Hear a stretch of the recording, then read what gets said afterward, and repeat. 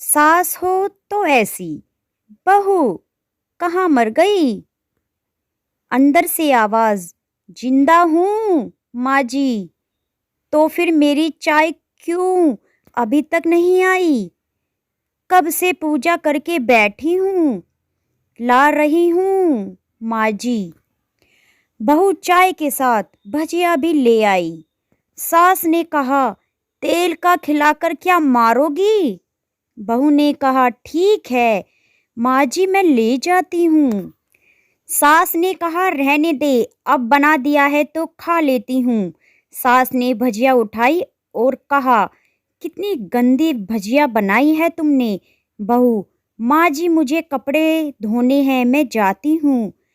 बहू दरवाजे के पास छिपकर खड़ी हो गई। सास भजिया पर टूट पड़ी और पूरी भजिया खत्म कर दी। बहू मुस्कुराई और काम पर लग गई। दोपहर के खाने का वक्त हुआ है। सास ने फिर आवाज लगाई, कुछ खाने को मिलेगा? बहू ने आवाज नहीं दी। सास फिर चिल्लाई, भूखे मारोगी क्या? बहू आई सामने, खिचड़ी रख दी। सास गुस्से से, ये क्या है? मुझे इसे नहीं खाना, इसे ले जाओ। बहू ने कहा, आपको डॉक्टर ने दिन में खिचड़ी खाने को कहा है, खाना तो पड़ेगा ही। सास मुंह बनाते हुए, हाँ तू मेरी माँ बन जा। बहू फिर मुस्कुराई और चली गई। आज इनके घर पूजा थी। बहू सुबह 4 बजे से उठ गई। पहले स्नान किया, फिर फूल लाई, माला बनाई, रसोई साफ की, पकवान और भोज बनाया। सुबह के 10 बज गए। अब सास भी उठ चुकी थी। बहू अब पंडित जी के साथ भगवान के वस्त्र तैयार कर रही थी। आज ऑफिस की छुट्टी थी और उनके पति भी घर पर ही थे। पूजा शुरू हुई। सास चिल्लाती हुई, बहू ये नहीं है, वो नहीं है।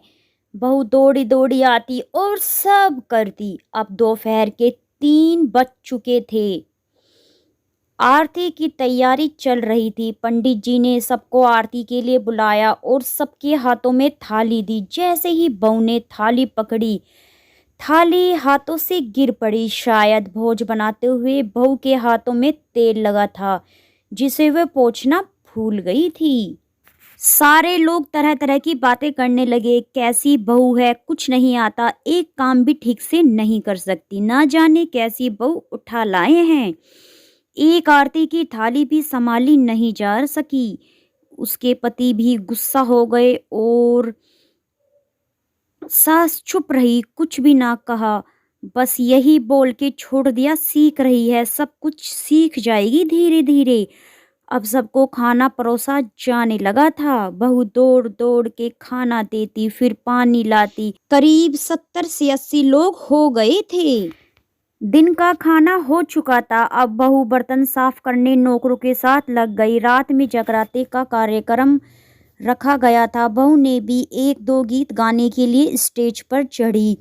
सास जोर से चिल्लाई, मेरी नाक मत कटा देना, गाना नहीं आता तो मत गा, वापस आ जा। बहू मुस्कुराई और गाना गाने लगी। सबने उसके गाने की तारीफ की, पर सास मुंह फुलाते हुए बोली, इससे अच्छा तो मैं गाती थी जवानी में, और तुझे तो कुछ भी नहीं आता। बहू मुस्कुराई और चली गई।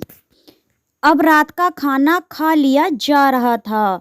उसके पति के ऑफिस के दोस्त साइड में ही ड्रिंक करने लगे। उसका पति चिल्लाता हुआ, थोड़ा बर्फ लाओ, तो सास चिल्लाती, यहाँ दाल नहीं है।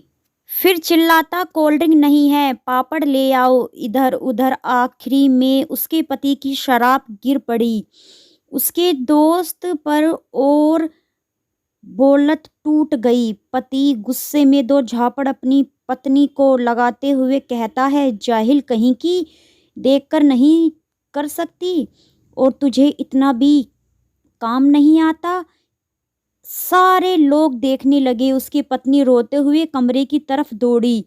फिर उसके दोस्तों ने कहा, क्या यार, पूरा मूड खराब कर दिया, यहाँ नहीं बुलाया होता, हम कहीं और पार्टी कर लेते। कैसी अनपढ़ गंवार बीबी ला रखी है तूने।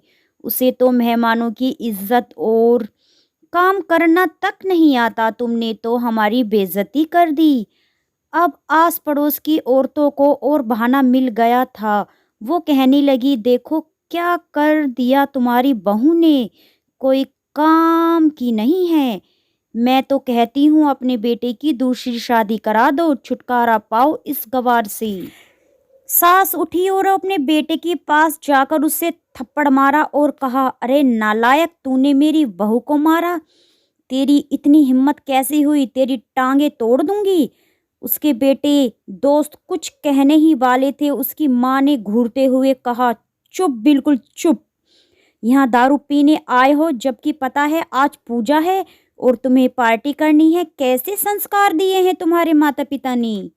और किसने मेरी बहू को जाहिल बोला?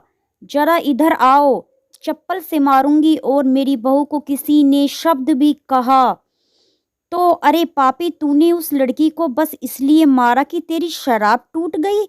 पापी, वो बच्ची सुबह 4 बजे से उठी है, घर का सारा काम कर रही है और सुबह से नाश्ता किया ना, दिन का खाना खाया और फिर भी हंसते हुए सबकी बातें सुनते हुए, ताने सुनते हुए घर के काम में लगी रही। तेरे यार दोस्तों को वो अच्छी नहीं लगी, जूते से मारूंगी तेरे दोस्तों को जो कभी उन्होंने ऐसा कहा। उसके यार दोस्त चुपके से खिसक लिए। अब सास बहू के कमरे में गई और बहू का हाथ पकड़कर बाहर लाई। सबके सामने कहने लगी, किसने कहा था अपनी बहू को घर से निकाल के दूसरी बहू ले आना? जरा सबके सामने आओ। और कोई सामने नहीं आया। फिर सास ने कहा, तुम जानते भी हो क्या हो इस लड़की के बारे में? ये मेरी माँ भी है, मेरी बेटी भी है। माँ इसलिए मुझे गलत काम करने पर डांटती है और बेटी इसलिए कभी कभी मेरी दिल की भावनाएं समझ जाती है। मेरी दिन रात सेवा करती है, मेरे 1000 ताने सुनती है, पर एक शब्द भी नहीं कहती, ना सामने ना पीठ के पीछे। और ना तुम कहते हो ना दूसरी बहू ले आऊं, याद है ना छुटकी की दीदी अपनी बहू की करतूत? सास ने गुस्से से पड़ोस वाली महिला को कहा, अभी पिछले हफ्ते ही तुम्हें मियाँ बीबी भूखे छोड़ घूमने चले गए थे। मेरी बहू, इसी बहू ने 7 दिनों तक तुम्हारे घर का खाना पीना, यहाँ तक कि तुम्हारे पैर दबाने जाती थी और तुम इसे जाहिल बोलती हो। जाहिल तो तुम सब हो जो कोयले और हीरे में फर्क नहीं जानते। अगर आइंदा मेरी बहू के बारे में किसी ने एक लफ्ज़ भी बोला तो मुझसे बुरा कोई नहीं होगा, क्योंकि ये मेरी बहू नहीं, मेरी बेटी है।